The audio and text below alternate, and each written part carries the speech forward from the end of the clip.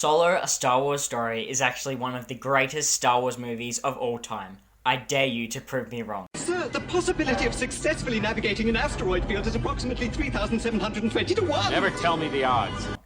G'day guys, HJ Bricks here, back with another video.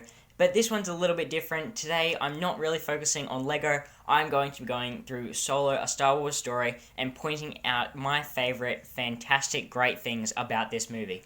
This is such a controversial movie. I know that so many people don't like it, and I think that hate is really undeserved. Personally, this is one of my favourite Star Wars movies, and I'm just going to be going through this video and telling you exactly why that is. So before you all, start hating me, disliking me, just hear me out, please. I promise you might like some of the things I've got to say.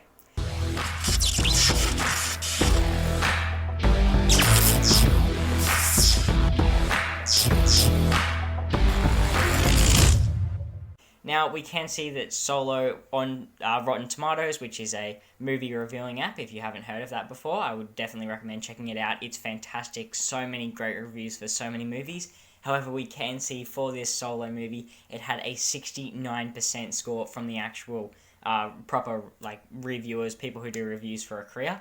And we can see it got a 64% from the audience score. Now, that is based off 25,000 people's rating. So that is, pretty good evidence to say this isn't a great movie. But I honestly can't see where a lot of this hate comes from, and I'm going to delve into that in a second. But we can see this movie was released in 2018, was released for ages PG-13, branded fantasy/adventure, obviously because it's Star Wars, and it had a running time of 2 hours and 15 minutes. So without further ado, let's take a look into why I think this is such a fantastic movie. Firstly, this movie answers so many questions in the Star Wars universe, of course, for the character Han Solo. We find out what Han's childhood and home life was like.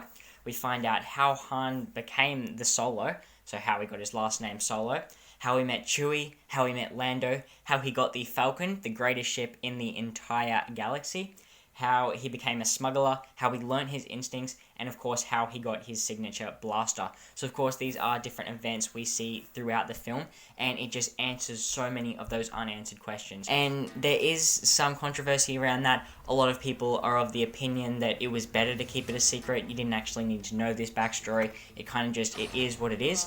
But I want you to imagine kind of just like opening a book, but then ripping out the first half, if that makes sense. So you just start the book halfway through, and you're expected to know the characters, you're expected to know, exactly what their personality, what they look like, what their character is. That's not how you would read a book. So, whilst the Star Wars movies are fine without this movie, I think it's just a fantastic sort of back filler, so that we actually, get to see where Han came from. And it's the same as, I've noticed a lot of people have a problem with this movie, but for some reason they'll be perfectly fine to go and watch an Iron Man movie or a Doctor Strange movie. That's a backstory, it's their origin story, and then they all kind of combine together, all the superheroes, for their Avengers movies. So this is the same. This is Han Solo's backstory, his origin story, meeting together to, fight in The Empire Strikes Back, in A New Hope. I hope that makes sense to you guys, but that's just the kind of thoughts that go through my mind. But so that's the first reason why I think this is such a fantastic movie. Second point I have is that it is a true insight to the lives of soldiers fighting in the Empire. So this, of course, is a soldier from the Empire, and we can see this actually is heavily representative of the soldiers in the real world. And so this actually proves it gives a fantastic insight into what these war conditions are like, because we're always seeing Star Wars from the good guys' point of view, the rebels, and, the Empire is all evil. But if you look at, trying to escape Corellia, Han Solo, he didn't know what to do, so he was suddenly forced into joining the Empire. He was just a normal citizen, and it's just showing how awful this can be. And just some people had absolutely no idea. They don't know who's right and who's wrong. It's the same as any sort of war in real life where we have all this war propaganda. So I just think that is a fantastic representation of the conditions that these soldiers have to live in, and it just would have been awful. And so that's another reason why I really think this is an important movie. Now guys, third on the list here In this movie, there are some insane visuals. Of course, just these opening panning shots of the Falcon, those were absolutely magnificent. I have not been more happy to see that amazing ship. Of course, I own the UCS Falcon, and so it is my favourite ship in the entire Star Wars galaxy. But this was just such a fantastic movie for the Falcon, of course, and all the things like going through the Kessel Run, we'll get into that a bit later, but going through the Kessel Run in the cockpit, all the flashy lights, and because it's the younger Han Solo, I think that they really tried to bring in a more futuristic, like young person's teenage years personality, young adult personality into this film.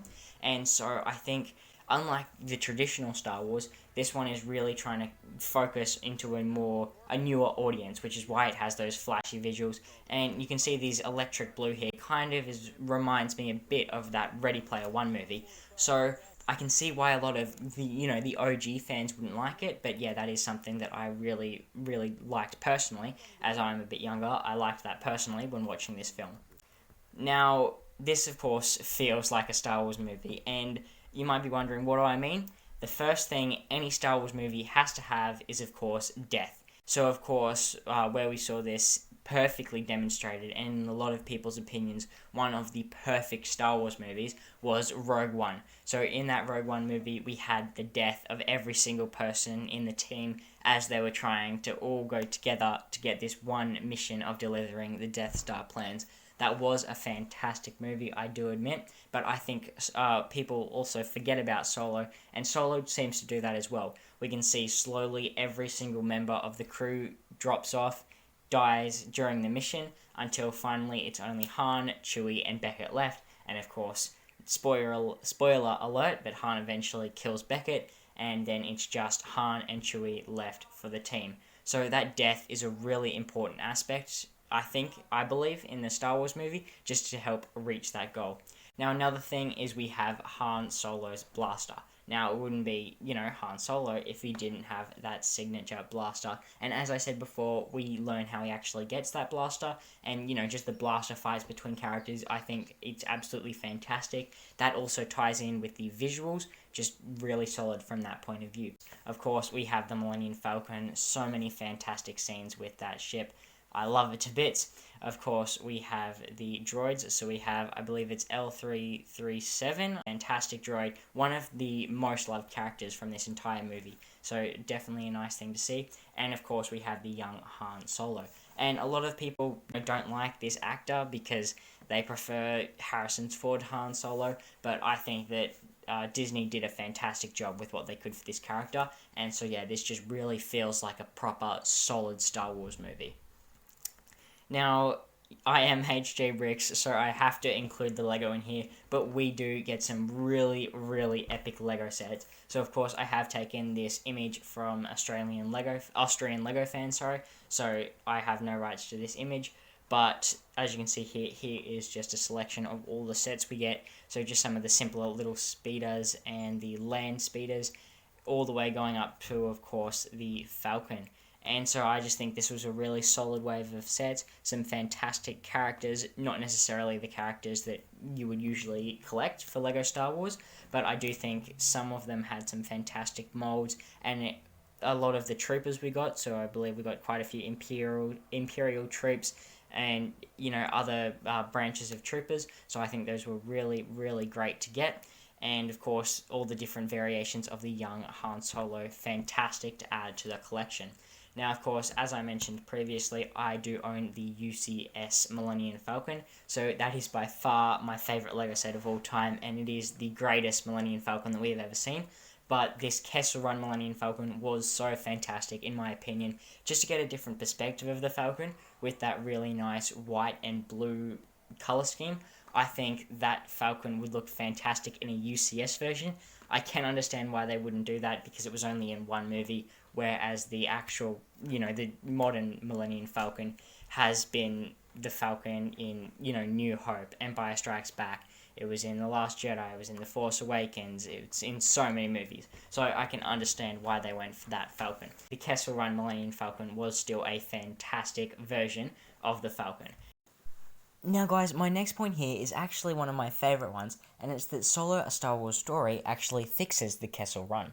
Now, a lot of you might not know what I'm talking about here, but from the original trilogy, one of the most famous quotes was that the Millennium Falcon was the ship that made the Kessel Run in less than 12 parsecs.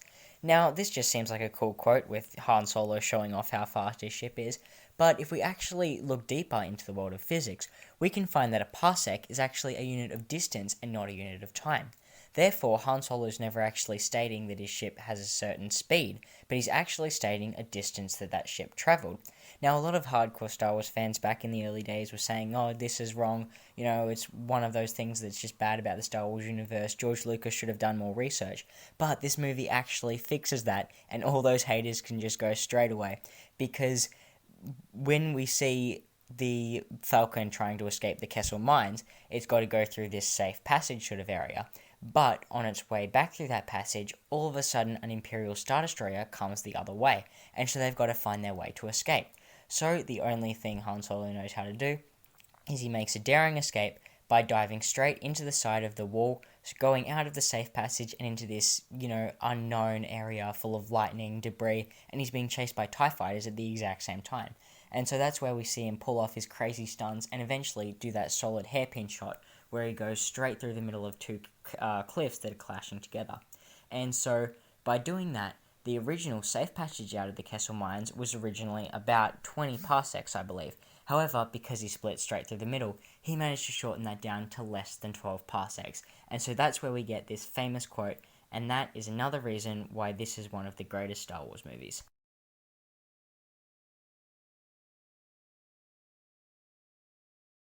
Now, of course, my final point here is that Han Solo is the greatest smuggler of all time. Now, I have seen some videos made by Film Theory where saying Han can't fly, he's actually a really bad pilot, he doesn't learn his lesson at all, but I'm going to disagree with that, and all of you hardcore Star Wars fans would have to agree. He is such a fantastic character, going from, his young, cocky self to an older version of his cocky self.